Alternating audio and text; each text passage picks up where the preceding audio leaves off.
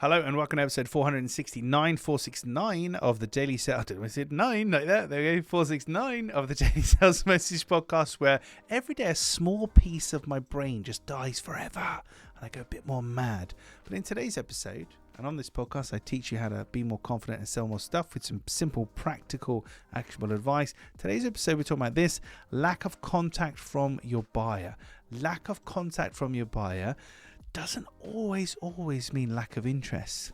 Not always. And we've got to be careful here, because if you haven't heard from a buyer, it can be all too easy to follow them up, having presumed they're not interested or presumed you need to give them some kind of a special discount or incentive to come back, and they just haven't come back because they were busy or they're out of the country or doing a project or something else. And it's weird as a buyer if you think, right, I really want to buy that. And then you go, oh no, shiny things over here, we're going to do something else. And then you think, I'll get back to that. And then these people go, oh, please come back. Here's a discount. Oh, we need you. And it feels really desperate and needy because they think your lack of contact means lack of interest. It's not always the case. I mean, don't get me wrong. A lot of the time it is the case, but we've got to be very careful here, because a lack of contact does not always mean a lack of interest. So we presume it's a lack of interest and start hitting people up with discounts and incentives, and we're kind of on the back foot, like with our baking pole out, like Oliver. Oh, please buy from us. We need it. It can be really off-putting. Buyers don't want to see neediness from you. They want to see confidence, certainty, and expertise. So the moral of the story today, children, for this episode is that lack of contact does not mean lack of interest necessarily. So don't presume that.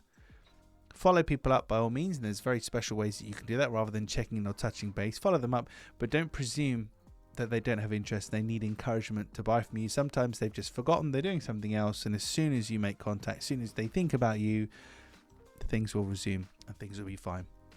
Right, that's it for this episode of the podcast. Tomorrow in episode 470, we're talking about something which I call a search phrase.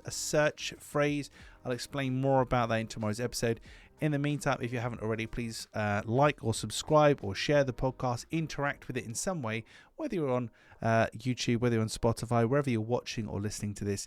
It just helps us to reach more people and share more of our free practical sales training and advice. Thank you for listening or watching all the way to the end. I'll catch you tomorrow for another exciting edition of the Daily Sales Message.